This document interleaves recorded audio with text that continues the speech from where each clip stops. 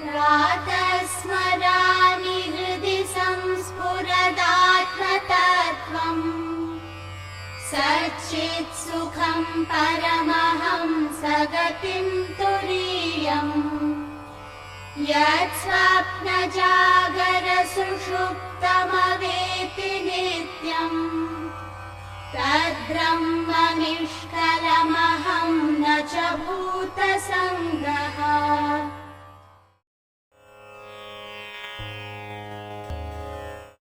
नित्यशुद्धविमुक्तैकम् अखण्डानन्दमद्वयम् सत्यं ज्ञानमनन्तं यत् परं ब्रह्माहमेव तत्।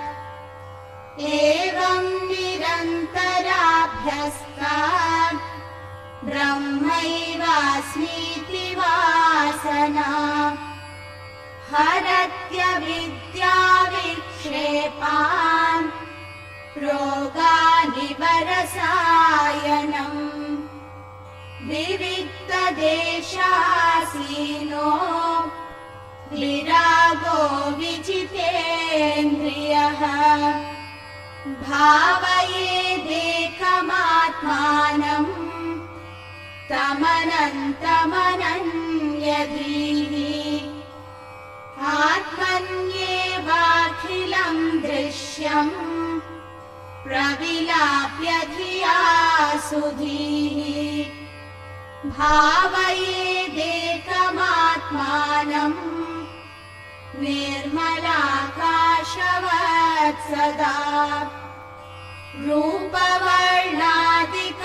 सर्वं विहाय परमार्थवेत् परिपूर्णचिदानन्द स्वरूपेणावतिष्ठते ज्ञातृज्ञानज्ञेयभेदः परेणात्मनि विद्यते चिदानन्दैकरूपत्वात् दीप्यते स्वयमेव हि एवमात्मारणौ ध्यान मथने सततं कृते उदितावगतिर्ज्वाला सर्वज्ञानेन्धनं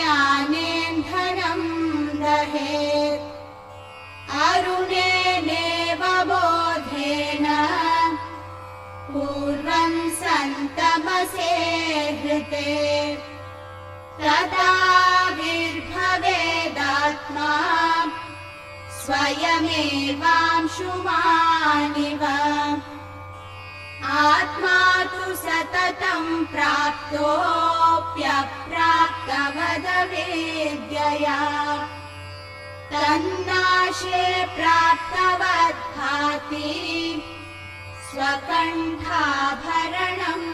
यथा स्थाणौ पुरुषवद्भ्रान्त्या कृता ब्रह्मणि जीवता जीवस्य तात्विके रूपे तस्मिन् दृष्टे निवर्तते. Seated in a solitary place, free from desires and with senses controlled, one should meditate on that one infinite Atman without any other thought. So we said that this verse talks about the highest spiritual practice of meditation. Meditation is your personal transaction or a closest experience with God. Wherever meditation is mentioned, 100 out of 100 times preparation for meditation is directly or indirectly mentioned in the Shastras. We saw in the last class about Bhajagovindam, which talks about pranayamam, pratyaharam, nitya anitya viveka vicharam. That is what is the portion that we did just now, negation and assertion and discriminating between what is real and unreal, jnana abhyasa. Then japya, sameda samadhi vidanam, purvavadanam, mahadavadanam. Be very careful in doing this. Then you get into the japa, chanting, quietening of the mind, meditation, samadhi is the process that is given there. We said in Bhagavad Gita also, 6th chapter of Dhyana Yoga comes much after Karma Yoga, Karma Sannyasa Yoga, etc. And then even in 6th chapter, preparation is given elaborately before probably in the 28th verse, realization is being talked about. In Kaivalya Upanishad also it is being talked about. So everywhere we see that wherever meditation is given, preparation is a must. A plane which is loaded with lot of weight, who is very heavy, cannot take off easily. If it has to run for a while and take off, it has to offload the excess weight. Exactly like that. If you want to fly high in the experience of meditation with heavy stuff within your system, you cannot do it. You have to offload the bulk of desires. So minimum qualification is a sannyasi. Sannyasi is one who is mentally withdrawn from the world. There are various people who are in household life also, but who have reached the state of sannyas in their attitude, in their dispassion, in their vairagya. It's possible. So a person who may be in Okaro but might not have reached that state also possible. But what is essential is the mental abstraction is required. That is why Kaivalya Upanishad says, Atyashrami, Sarvada Sakritva Jape. Atyashrami means a person who is established in the last ashrama, which is sannyasa ashrama. Why it is emphasized is, if the mind is full of desires, it has a natural tendency to go here and there. Such a mind, if you force into meditation, it will prove detrimental. So be very careful. After all, you are playing with your own thoughts, your own mind, your equipment it is. So if you can try for a few minutes or few seconds also, if you do, it is quite good. But if the gurgling of, if little bit thoughts come, you try to control and you try to meditate upon the self. But if it is too much, then don't force the mind.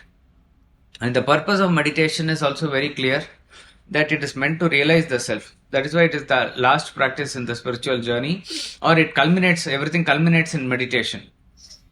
Meditation is not for improving concentration, which is, we have explained, it's a false logic, nor it is for any stress control or stress management. It is not used for that. Even if a person says that he does daily and it helps him in some way, he is underutilizing the potency of meditation. Meditation is meant for, it's a key to self-realization or God realization. It's a tremendous potential to open up the power that is within you. That is the purpose of meditation.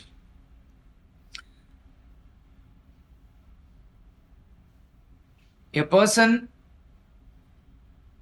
who has not experienced the practice of meditation before, if you suddenly introduce meditation to him, there will be definitely good effect on him. But he must also understand that it is temporary because of a new experience. So there are two ways to, let us say, look at your reflection in the lake. A lake which is a pure lake, but it is now covered by moss. And it is there spread all over the lake. But you want to see your reflection. So first way is to plunge your hand inside that and separate the moss and try to see. Before you could even recognize what it is, the moss comes and covers it up, because it is very powerful, very pressurizing. Other thing is, do not worry about seeing the reflection immediately now. Keep on taking some amount of moss and put it in the banks. Like that, you keep on doing it. It will take maybe a couple of days also, it doesn't matter. You keep on doing it. A stage will come where there are very, very few moss that are floating on the lake, which by themselves will separate. And that time when you see, it is very clear. So we need to work on the mind like the second method. So a person who is able to quickly get into meditation for a moment, forget everything and put his thought there. For a moment he sees some flash, and that is not a very wrong experience. It is probably a right experience that he sees. But before he could recognize what it is, that the thrust of the desires is there and it covers his mind immediately. Slowly work on the basis of taking little desires and putting it aside. That is the process of karma yoga, bhakti yoga, jnana yoga, etc. When you do like that, a time will come where in the lake of the mind you see your own reflection. And when you see the reflection there, you realize it here. If there is a stain here, you don't touch the water, you do it here. Like that it is. So it is a very scientific process. Swami Ramtirtha says the same thing. There is a screen which is very thick and it is folded many times. So it is having a covering so that you cannot see the other side. You powerfully blow the screen, it will go up for a while. But before you realize what it is, it comes down. This is this gimmicks and techniques that are there. On the other hand, if you unfold the screen slowly, it may be a long process, but this is the right process. The mind by itself may like an object and it will go there. In fact, many people say that my child is not able to concentrate. He doesn't know what is the way to improve the concentration. No, we cannot say that the child completely lacks concentration. Maybe it is not able to concentrate on an English subject or a mathematics or some other thing. What is the main reason? Not interested. Not interested. Distracted because the child is not interested. If the child is given a particular task that it probably is interested or it likes, you automatically concentrate. Of course, by definition, concentration is keeping the mind aloft in a chosen action with the help of intellect. Obviously, intellect has to keep it there. That is concentration. But we see that mind by itself will go in a particular area where it likes. Somebody likes cooking means they'll forget everything and cook. Somebody likes singing means at that point of time nobody can disturb them. They may be lacking concentration in all other activities, but when it comes to singing, they will do it. Some persons may play cricket for long hours. They immensely they can concentrate. Every ball they can concentrate, but they may not be able to concentrate for 2 minutes on what you say. They may fall off to sleep in a class like this also. No concentration or no power to concentrate. So, it is very important that you generate interest in a particular area and mind can be drawn towards it. So, in fact, the duty of the teachers in the schools is to create interest in the subject for the students. Once they develop interest, they will automatically be there. Exactly like that, when we talk about meditation as a concentrated concentration, should we not first develop an immense interest in the self and the subject of the self? So, in fact, we cannot approach a subject like Atma Bodha like a theoretical subject. Then it becomes very boring or very dragging. It is more subtle and, like a nuclear physics or some other subject or rocket science or something. It becomes very tough.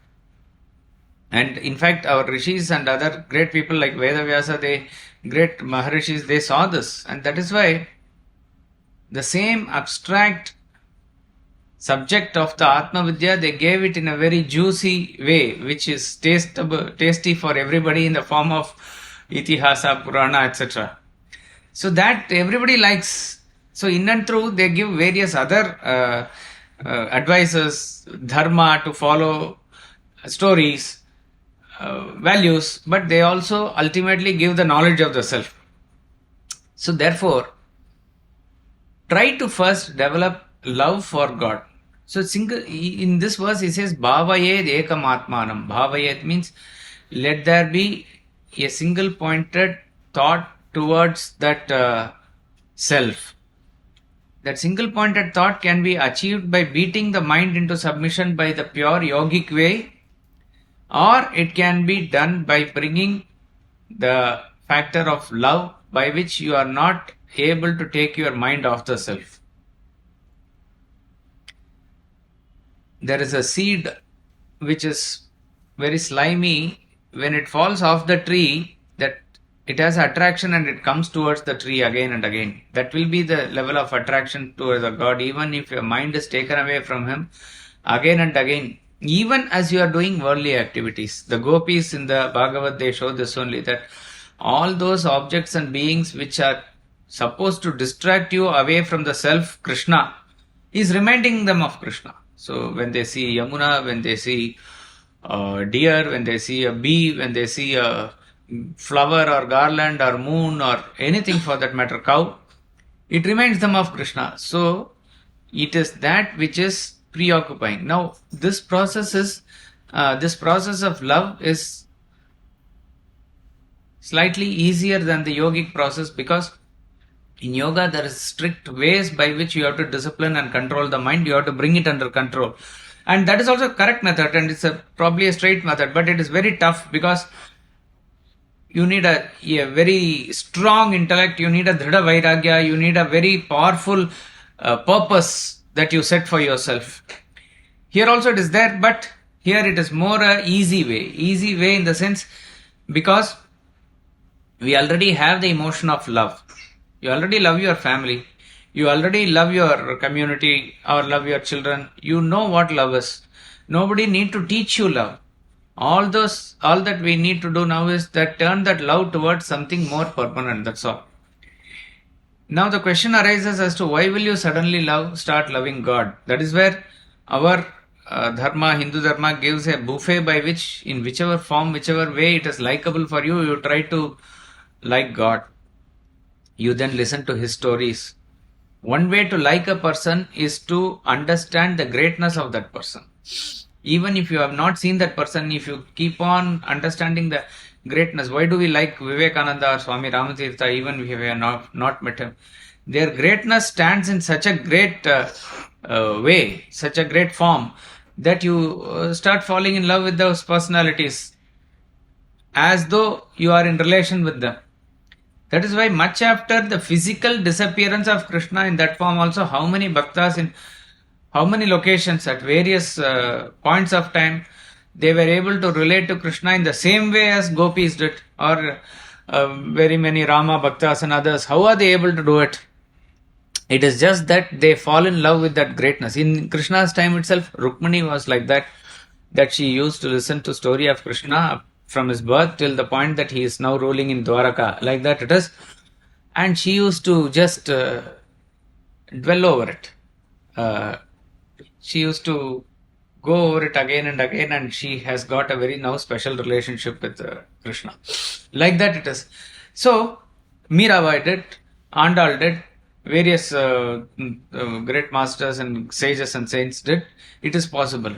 And it is not any way less that being students of Advaita Vedanta and Atma Bodha, how can we think of a form or something? It is all according to your inspiration. If you can go through this bhakti of negation and assertion, because that is the highest form of bhakti. Swaswarupa Anusandhanam. Swaswarupa Anusandhanam means the contemplation of one's own original nature, which is Satchidananda, by negation, assertion and all this. When you are doing that, that is also bhakti. It is the feeling with which you do, that is bhakti. At the same time, if you are able to keep a form and do any type of bhakti, listening to the stories or saying Ram Ram or any way that is kirtan or writing or puja or totally dedicating yourself for service or vandanam, whatever. There are 9 forms that you can listen to the talk on bhakti. We explained all these things. So any form. So whichever form is convenient for you, do that. But even if you take up something, try to be fixed at that and go for a long time in that. That is very important. So once you are able to bring in this unshakable love. So Tulasidas and all was this only, because he had a love for his wife. His wife was intelligent enough to divert that love towards Rama. So that is why we see that sometimes people who are even atheistic, they turn towards God in full force, because the force is there. It's just that they need the direction. If you are able to do that, that itself will preoccupy the mind and it will lead you to fixation. Bhavayed ekam atmanam. So what is important is that fixation only. Now, as far as the preparation of meditation is concerned, assuming, here he says, free from desires and controlled all senses. It is very important. Without self-control, your mind cannot just meditate. Even in the Ashtanga Yoga, they talk about Yama and Niyama as the first two steps. You need to have basic discipline by which you are able to practice certain qualities easily. Truth, ahimsa, brahmacharya, all these things must be very easily coming to you. And niyama, thing like purity and surrender unto God, all these things are well established. You are little bit established in these qualities. Then only comes asana, sitting in one posture like that it is. So it is very clear that even in Ashtanga Yoga it is given. Here also it is said that a person must be of complete self-control. In the second chapter of Gita, or third chapter of Gita, it says, the senses of the wise person also is very powerful. Then what can a restraint do? Just merely controlling yourself at the physical level, what can you do? It says, not with a pessimistic note, to say, lay the emphasis of self-control. Even in second chapter, he says, Tani sarvani samyamya yukta asita matparaha. Control them all and then sit single-pointedly towards me. So wherever there is, because nowadays people are attending meditation courses and other things where they're probably at that point of time also they give commentary and bring the mind under control for a point of time. But if a person has not conquered his senses, which is the basic requirement for spiritual development, you are not going to progress much in your path of self-development. Otherwise, all the energy that you conserve or save by doing meditation goes away in the senses very easily. Senses are very powerful. They ooze out easily the energy. So self-control and all the senses. Naturally, a person may control three or four senses. That is not enough. One should control all the five senses. Okay. And then at the intellect level, it is very powerful that it is not allowing the mind to have fresh desires. If at all desire must be there, it must be towards the higher, serving the Guru, learning scriptures, meditating and realizing the self. These are desires at the introverted at the highest level. So introverted person is definitely a necessary qualification to be before you sit in the seat of meditation. Here also it is very clearly mentioned. In the talk on meditation, we quoted this verse only. This is very important to know that without your mind under control, without your senses under control, do not sit in the seat of meditation. You can attempt a little bit here and there just to see the taste of it. That's about all. But it is not a serious practice of meditation. It's not a serious practice towards attaining self-realization. And then assuming that a person has reached the state where he can meditate, it is like a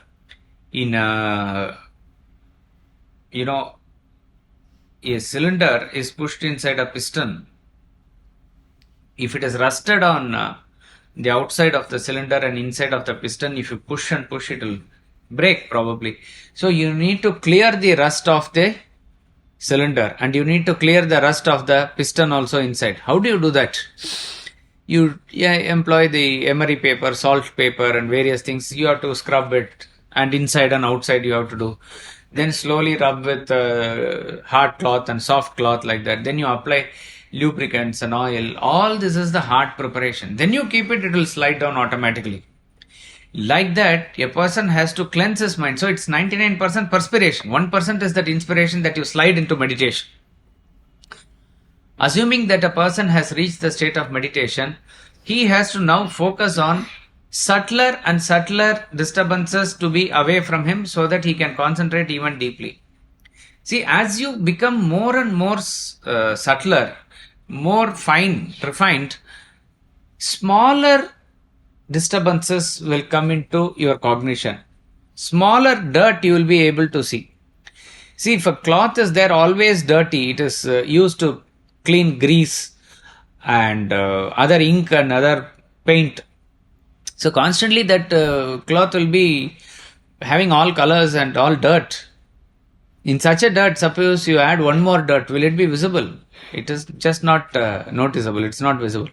But if it is a pure white dhoti that is there coming after laundry, it's very nice. one drop of small black ink or kajal or anything, that is enough, that it is very visible.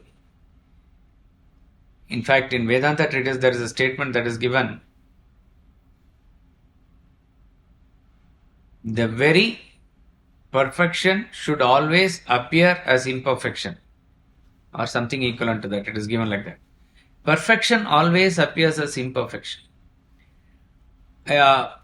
Suppose you go to a vegetable market and buy brinjal or any vegetable. He keeps a balance like this.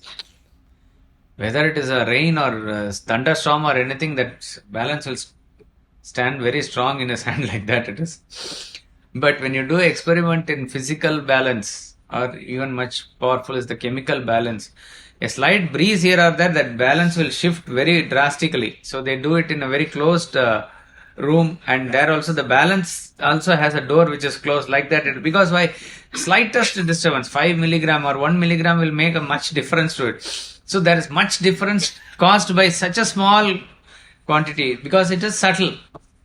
Like that it is. A person who is always talking bad words and very uncultured, unrefined language, and person is like that, few more words he spoke that day, you will not be able to discern or notice. But a sattvic person who never ever shouts, who never ever raises his voice or uses bad words, one day he shouts losing his temper, it will be always, you will remember it, and it will be always associated with the why did he lose the temper, like that it will be there, because he is very refined, like that it is. So when a person is with all the mind full of desires and the mind is wandering here and there, and 5 minutes, 5 seconds he is there, 5 minutes, 5 seconds he is there, he will not be able to notice. He thinks that he is sitting in the seat of meditation.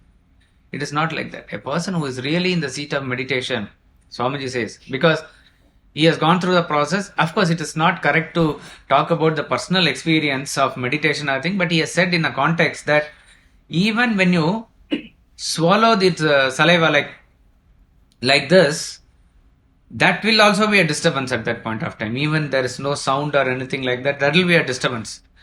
So it is like, therefore, perfection is attained at all levels of the personality. So first and foremost thing is, and here in this verse he says, seated in a solitary place. This itself gives an indication that it is a solitary exercise, as though your personal relationship with God. Even people can do group meditation. In Vedanta Academy also we do meditation for 5 minutes after bhajans, sitting all together only. But even at that point of time, you have to understand it is you who are transacting with God, and it is between you and Him only. That's about all. That is why these experiences are also not to be talked about. Okay. But when you get into the seat of meditation, even before that, a sannyasi, a jnani automatically distances himself away from the crowd. He has no distaste for people, but he is not comfortable with a group of people. He is comfortable alone. That way you can put. He is okay to be alone, all alone by himself. Such a person. So here, solitary place need not be taken as something that you go to Himalayas and meditate, or any other lonely solitary place. Obviously, a sannyasi of the higher order who cannot be contained within even a family or society, he will wander in various localities. He may go to, even in a village, he may be solitary, sitting in under a tree or something like that. That can happen. But even as you go to that state, what is important is that you are able to find yourself a solitary place within where you stay also. Usually your puja room or meditation room, if somebody can have, well and good. If you say it is not possible, your own study room or your own room can be used for this purpose. For this, you need not specially construct a room or anything like that. If solitary place is difficult because of too much of people, let us say in your house, or so many other disturbances, even in your own house or environment, choose a solitary time. Everybody will be sleeping early in the morning, you get up and do meditation. That's possible. You cannot complain. So when a person is able to find a solitary time, he is all by himself. So finding a solitary place or finding a solitary time is important. Again, among all the times, the sattvic time is most conducive for meditation.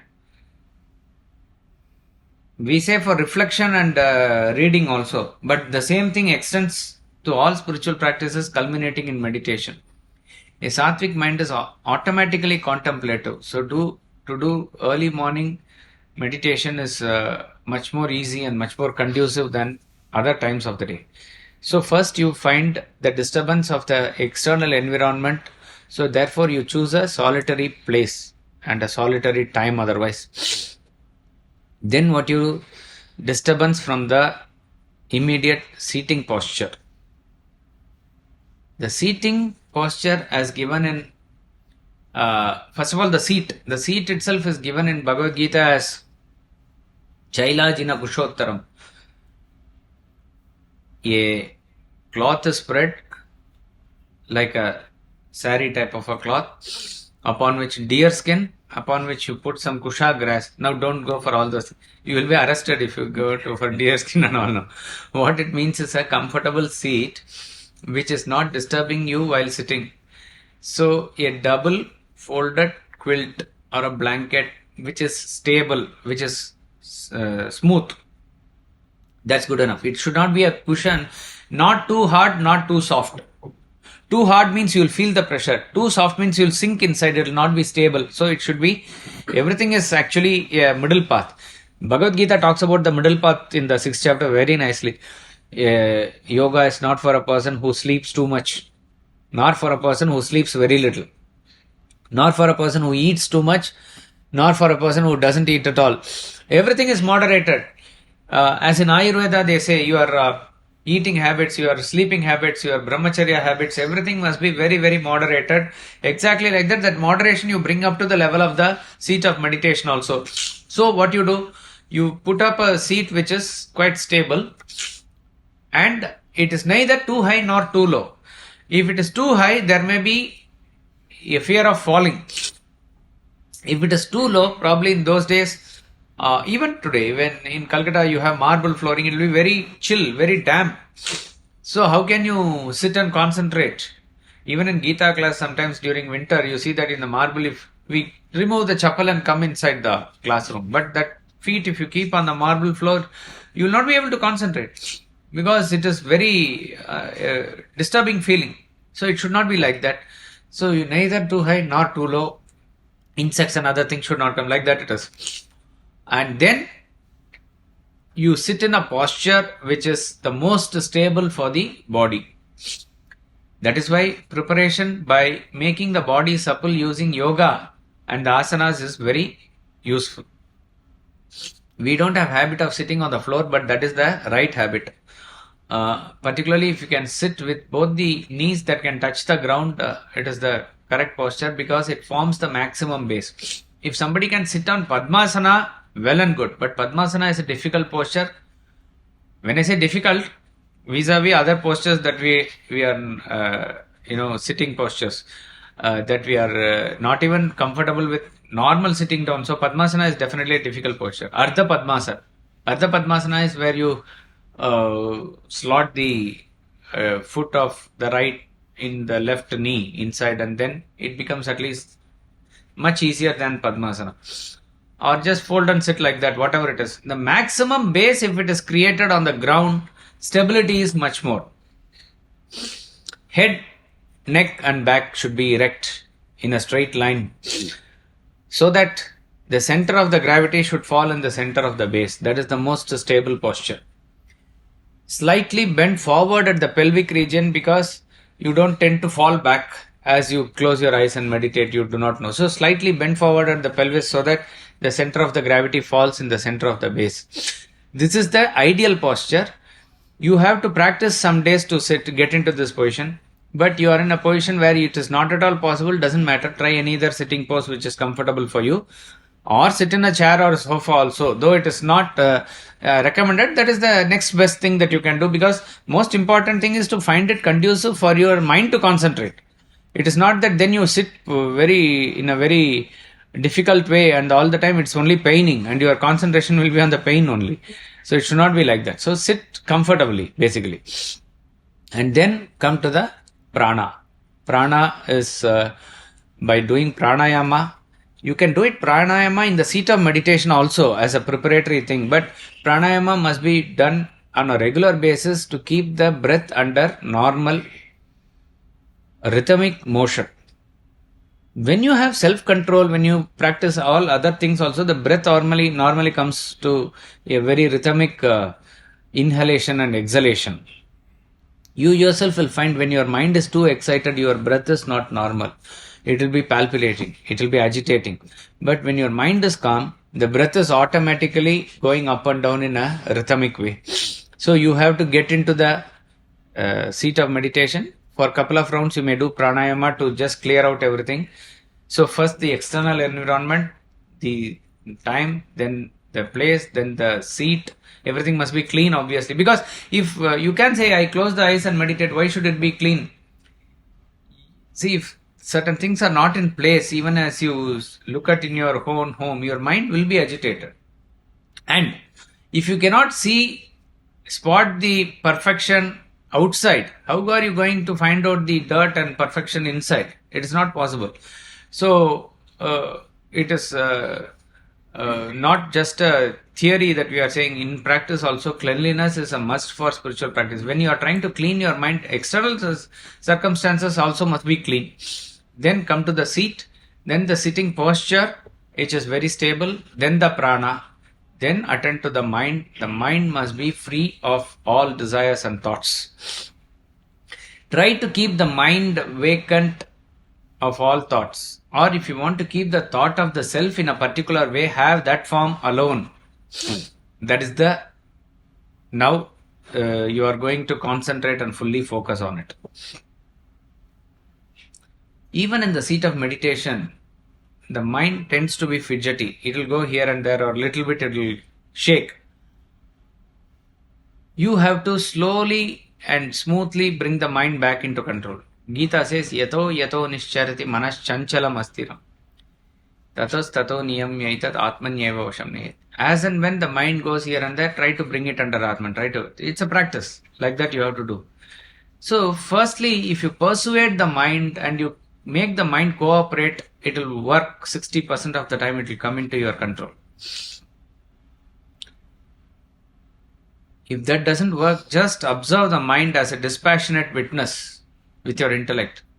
It will slowly become uncomfortable and will come. So like a child only. Child first you persuade with love, it will fall into place if it is not listening to what you say, which is good for the child. Otherwise, you just calmly observe the child from a balcony as it is playing in the sun or something. Don't look directly into the child's eyes, but look in that direction. Generally, the child becomes uncomfortable after a while. It says, go inside, why are you standing here? You just don't answer, or you say, I'm just standing here, like that. A time will come where the child will automatically come. 95% will be solved like this. 5% is where you need to give punishment to the mind, which is extremely uncooperative. Punishment is something that you yourself will not want the mind to experience because it is unconducive for the spiritual path. But you need to make it go through that because that is the last resort. Punishment for dealing with children is also last resort. You should not begin with punishment at all. When everything else fails, then you have to make it disciplined by the course of some dandaniti, some punishment. Yes, sir. This gives me an impression. When you go through the Swami Shankaracharya's Yogaratova, Bhogaratova, the Yatya Brahmana Ramati Chitam Nandati Nandati. This one gives me an impression that one could waver, come back to meditation, then go back again for doing other things. No, not in the seat of meditation. A person who has established in Brahman, always his mind is resting in Brahman. For him, whether he is in a company, whether he is in solitude, whether he is in a bhoga or whether he is in a spiritual practice yoga, it will not make any difference. It is not going to talk about a person who is practicing in the seat of meditation. In the seat of meditation, it is only trying to more and more concentrate towards the self. Otherwise, it becomes mind wandering there and it will only enhance your desires more on the seat of meditation. It is not really called meditation that way. So to the extent that you can practice now, you practice, but don't force your mind after. Probably that would be the first step. Which will be the first step? Yoga Rata. No, it is talking about a state. It is talking about a state of a person who is established in Brahman. For him, it will not make a difference. Now, next verse is going to say that how you are going to achieve open eye meditation first before you go into close eye meditation. That is different. What you are talking about is a person who is completely established in Brahman. For him, it makes no difference whether he is in this side or that side, or whichever area, whichever geographical place, or whichever condition or way of life that he is involved in. It makes no difference. Yeah. You right now talked about punishment, and a little while back we spoke about the middle path. Now, isn't that middle path contextual? For you, a middle path could be, because from where you are, your middle path could be different than from where I am at my level. Your level of comfort or just being the right. That the middle path also will be contextual, right? See, here we are talking about a person who is wanting to be in the spiritual path. So, a person in general is deeply interested in spirituality, and he has crossed some amount of sadhana to reach certain state. Even after that, here we are not talking about middle path in terms of how many movies he can watch or how many other sensual indulgences he can do, or not like that. The basic functions and physiological functions of life also. That is why in Gita it is talked about, eating is important. Eating is important for you to sustain the life. Breathing is important. Sleep is important. Other activities which are also important, which is clubbed under, let us say, your recreation. All those things, yes, it may differ from person to person, but in general, your intellect will say at that point of time what is to be done or what is not to be done. I would say the deviation will not be too much, because a practice for an extroverted person and a practice for an introverted person may be different. Here a person we are talking about is an introverted person. So for him, there can be a skew, but it will not be too much of deviation here. That's how we need to take it. How would you punish the mind from? Punishing the mind is, see, suppose genuinely what you really dislike or what is not conducive, that you force the mind to go through as an experience. Say, for example, a person may not want to drink Pepsi, or he considers it something very not conducive for his spiritual growth, mind, body, or even health, everything. In a way, in fact, Swamiji said once that one thing is to say that I will not eat. That is a punishment in a way. I will not eat today, what may, because I have slipped in my whatever discipline. So that is one. Then he said the greater punishment would be that I'll eat only junk food. If you say that, that is even more powerful a punishment. It is the feeling that you get after that, though apparently it may not seem as a punishment because your mind falls for it, but at a higher level it is a punishment. It is a punishment. Or you go through, one is to say that I will not see a movie or TV, but I'll go through a very tough movie or something which is very not easy to watch at all if you go through that. But you need to inflict upon yourself that as a challenge. As I said, this is a last resort where to make sure that your mind is getting a deeper impact or taste upon it, so that it doesn't want to deviate here. That is punishment. Right. Yes, sir. So in your work life or professional life, you set certain goals. And those goals may be set with the attitude of Nishkamata. Even if I don't achieve it, it's good of action on me. But it is still a kind of a goal or a desire. So while somebody is trying to advance in professional life, is he not fit for meditation? But the desire will always be there to achieve. Correct. In fact, that is why at an initial stage like this, we need to do karma yoga. So dedicate that goal for a higher cause, higher purpose, and then do nishkama karma, as you said. So that person is now in the path of karma yoga more. he is still an extrovert. He is pursuing the world, or he is oriented towards the world. Such a person to sit on meditation and do it consistently will be difficult. We are not saying he should not do. It will be definitely difficult. When you are not enamored by any worldly achievements for that matter, that is when you are deeply interested in self-development, self-realization. That person becomes introverted. For him, meditation is much more easy. He has conquered a little bit the practice of yoga. He is a yoga aruda. Yoga aruda means who has mounted on yoga. That person to get into meditation will be more successful, more easier. Otherwise, that is why. But this person also is going to reach the same goal only ultimately. But he is in a very beginning stage. He is in the beginning stage. Doing karma yoga is beginning stage. But doesn't that meditation, if the person can do it, maybe not at the perfection level, because that will require many lot of abhyasa.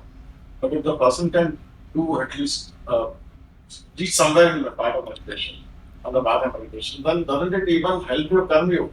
That's what I'm saying. When you say, when he cannot do it to the perfection of the thing, we are talking about meditation in that perfection only. Otherwise, you can do it for a couple of minutes. That way it will be very effective. Rest of the time, what you do is not intensely that meditation. So, you can do that much small thing and then employ yourself in other spiritual activities. That is, to that extent it will help. Not that it will not help. Definitely it will help. But consistently, see what happens is, most people who even, let us say, intensely do meditation and do it with sincerity also. So a person, Swamiji gives this example often. He has a ulcer or a wound and he goes to the doctor and the doctor puts a bandage and dresses it. And he says tomorrow it should be alright. But tomorrow when he goes, he says it is much more worse. He says it should not happen like this. So again he dresses. Next day it is much more worse. So he says, how is this possible? What do you do? He says, I keep on scratching throughout the day. That is not the right thing. You have to leave it. So you have to do other times what is conducive for that 2 minutes of bandage dressing also. Meditation, if you take it as like dressing the mind and putting a bandage there to insulate it or cover it. Rest of the days, if we scratch it by doing extreme selfish and self-centered activities, it is not going to help. So, unselfish or rather selfless activities, when you do, it supplements and complements the meditation. So, what we do in the rest of the 23 and the 3/4 hours is very important to achieve that 15 minutes of whatever you do in the meditation seat also. So, a person who is already in that state, for him to sit through for even longer times, it is more powerful and more effective like that. When we come to the final seat of meditation, now the bodily, physical, prana and the mind disturbances are subdued and they bring the mind back into the single pointed thought of the self. That single pointed thought of the self is now maintained by what is known as japa or chant. Krishna says in 10th chapter, Yajnanam Japa Yajñosmi. Among all the yajnas, I am the Japa Yajna. Japa Yajna is the best. Yajna is what you put as a ahuti and the fire is kindled. Here you are kindling the fire of consciousness within by giving the ahuti of the thought itself. And what helps that is this japa.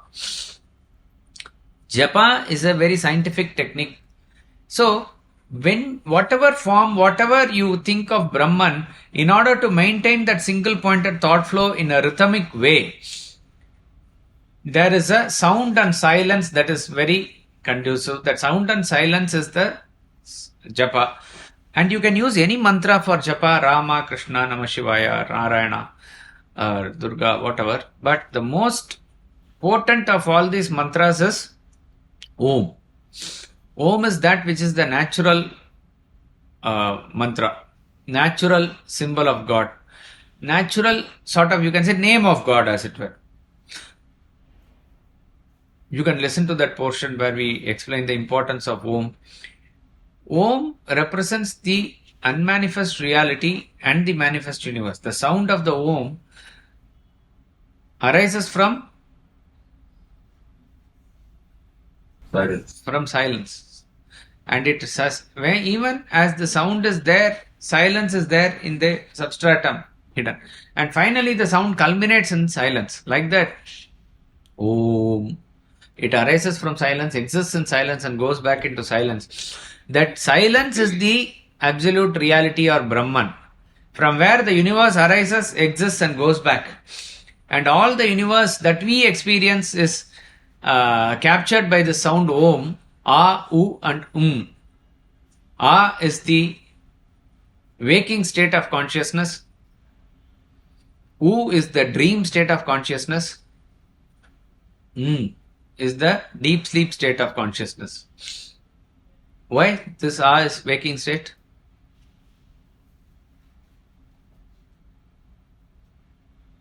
And U, dream state? That is the first point of manifestation. Sorry? Mouth is wide open when you're getting up. Correct.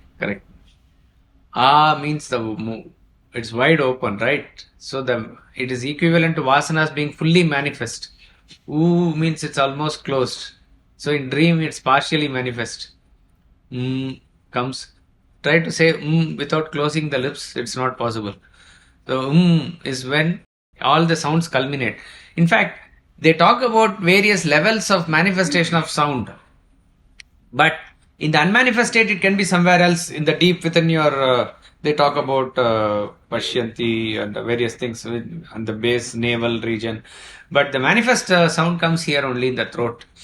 So A is the first sound. So A is the first alphabet in all the languages, in Arabic, in Urdu, in Greek or English. A is A only.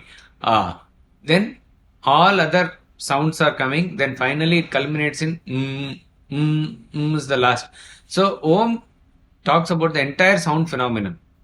Exactly like that. The entire manifest universe is equivalent of this mantra Om. Om this is the meaning, but even without knowing the meaning, when you chant Om, it gives an effect. Even a mute person has to, when he says some sound, it will resemble like that one. And are the most common sounds, even mute persons they even make. So Om is the most natural sound. The sound when you play the veena swara or the conch when you blow. It's important in Bengal, right? When you blow the conch, what sound comes? Om, that sound will come. So this is a natural sound that they found. And Swami Ramtita says it's a very powerful sound which Hindus understood and used it very nicely. So he says everybody can use it. Some people are saying yoga we will not say Om. So some people say, okay, say Allah also. You can say Allah. See, all that the bhavana counts really. But there cannot be equivalent of that sound vibration that you get. Om is Om, that way. So you cannot substitute any other sound for the sound of Om. Om is not Sanskrit that way. See, Om is used in Sanskrit. You can use Sanskrit grammar rules to split it into A, U and Im. But it is not the combination of A, U and Im that becomes Om. Om is Om. That is why in some places wherever they write the mantra, they write that separately. They don't mix it with other and form a sandhi like other words become a sandhi. It doesn't happen like that. So Om is the most natural symbol of God. That Om. All these practices you can do first aloud also. Likewise, even in seat of meditation, you can keep a flame or jyoti and concentrate with open eyes also first. But later, as you get deeper into practice, eyes automatically close. Your chanting becomes internal. It is mental. Chanting slowly dies into mental whispers, then into silence. So actually, you are only able to hear it within yourself. Nobody else will be able to hear. You are chanting it within yourself. This crest and trough of Om and silence is the matra and amatra, which is maintaining that single pointed thought flow.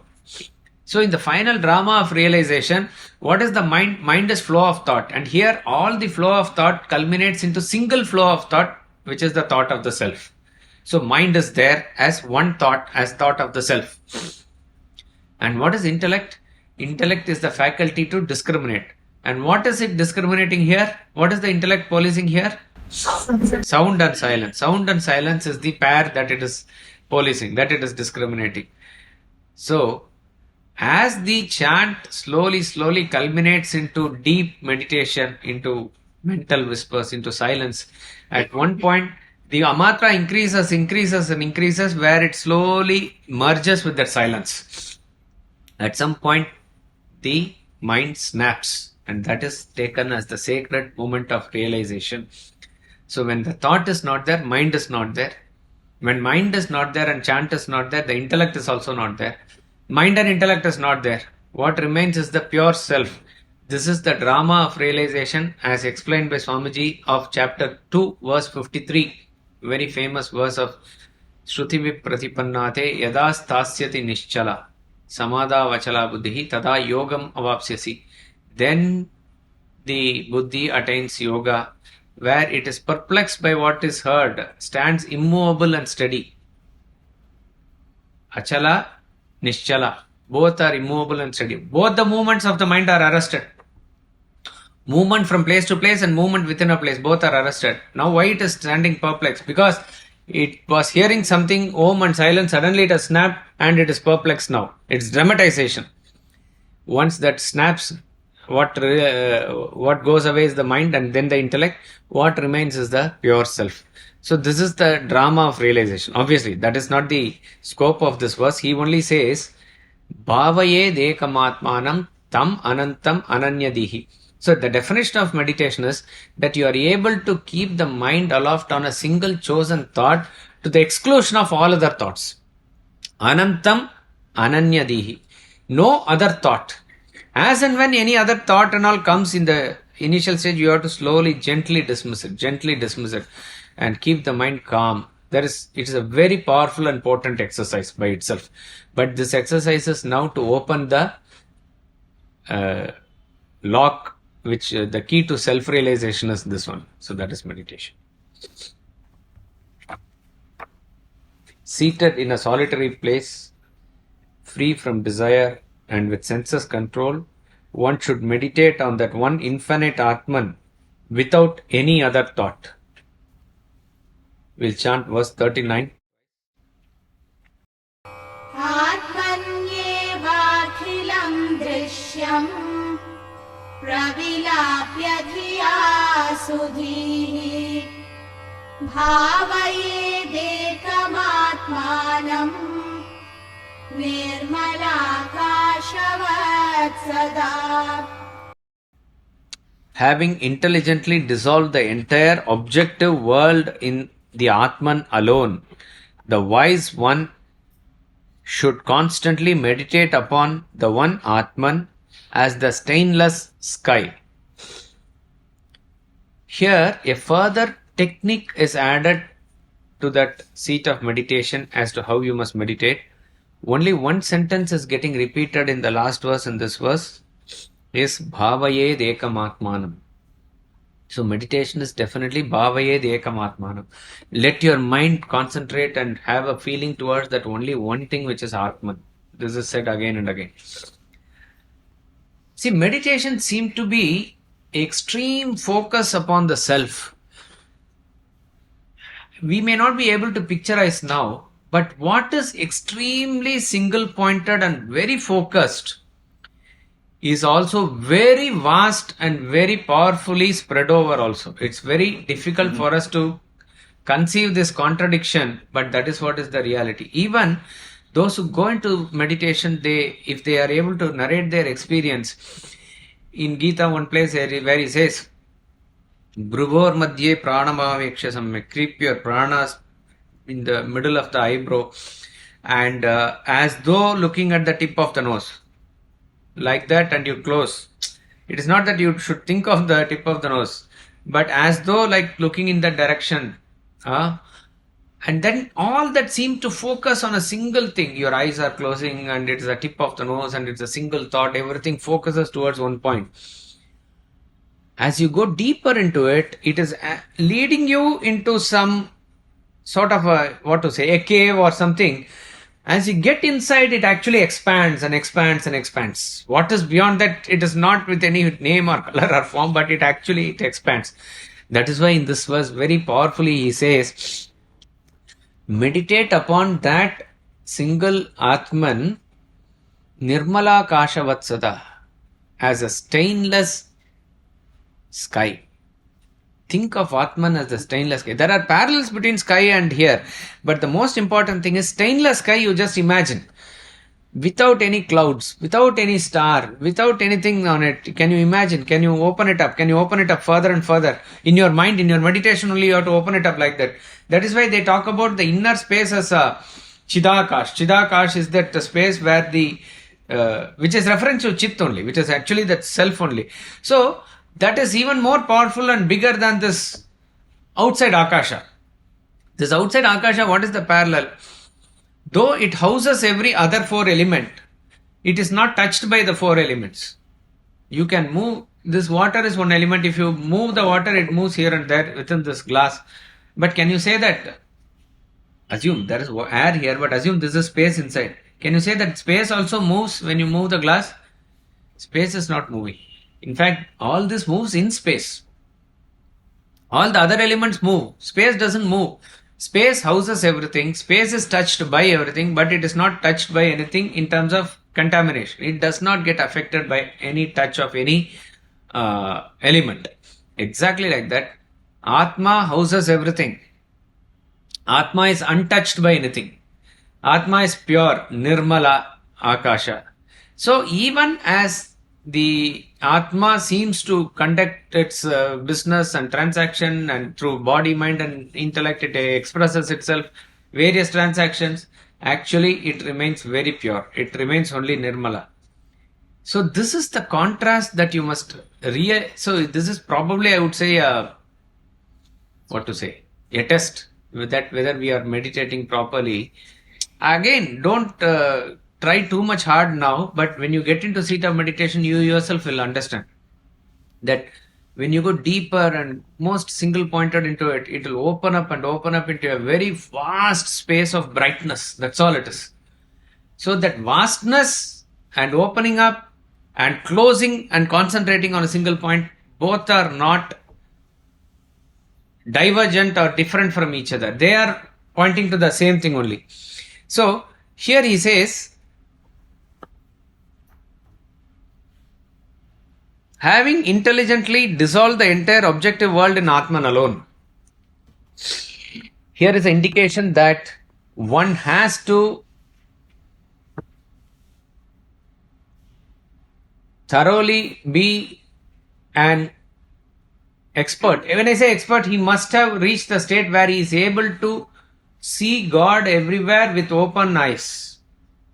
Ramakrishna Paramahamsa very jokingly says, what is that God if that God appears to you only when you close your eyes? Will he not appear to you when you open your eyes? He is there everywhere, right? If you say it's only confined to closing your eyes, you are making him finite. It's not though. When you open the eyes also, it is there. It is for you to see. It is there. How do you see? You are actually caught up in the pluralistic phenomenon. When you watch a movie, we are caught up in the movements of the movie on the screen. But that movie is projected on the screen. With that understanding that it is projected on the screen, if you are able to capture the screen as you are seeing the movie, wow, that is the real thing. I mean, we completely forget the screen. Not only that, we sometimes question what else is there apart from the movie. You don't realize the movie cannot be projected without the screen. The screen is only there. If you are able to dissolve the entire movie inside the screen, that is what is important. So when you are seeing the movie, it is not that you are not seeing the screen. You don't realize that you are seeing the screen. The screen is completely covered with something else. So we are not able to see what that screen is. But the screen is that substratum. We are caught up in the movie. A jnani is just seeing the substratum. He is seeing the screen. So how do we dissolve the entire pluralistic phenomena into that one Atman? The starting phase is what is given in Gita as a person who is able to see the same Vishnu in a Brahmin and a cow and a dog and an elephant and a Chandala and like that. That is trying to see the self in everybody is the starting state. With practice, you have to try and see that. Of course, it is a vision, it will come, but this is also a practice. Then in 4th chapter, the portion of 12 yajnas are given.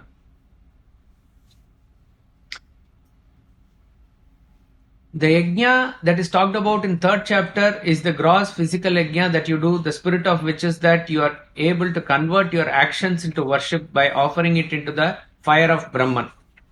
That is what is it. An introverted person need not do actions much, but he can convert his perception into worship. So in each and every perception, what do? We are caught up in what we perceive and we lose our mind inside that experience. When you watch a hill, you are caught up in the experience of seeing the hill. So instead of getting involved in what you see, immediately switch on to consciousness as to what makes you see. It is not this lecture.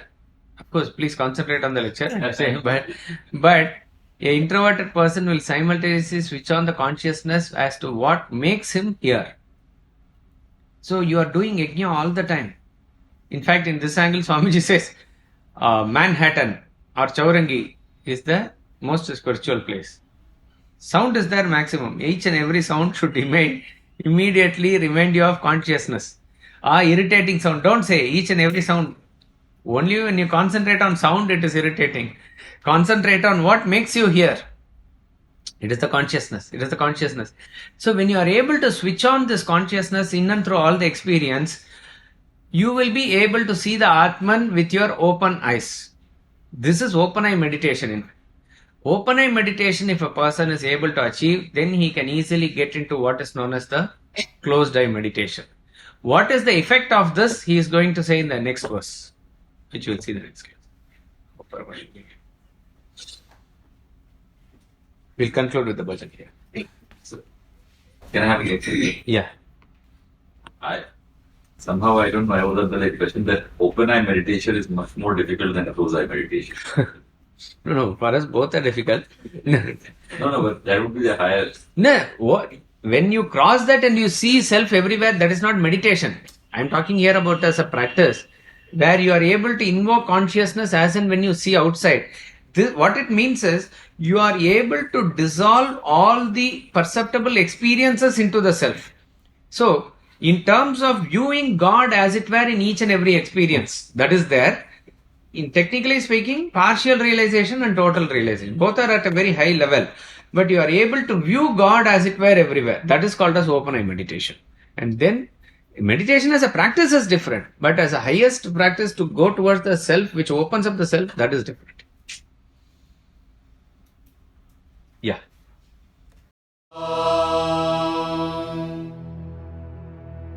Poornam Adah, Poornamidam, Poornat Poornamudachyate, Poornasya Poornamadaya, Poornamevavashishyate.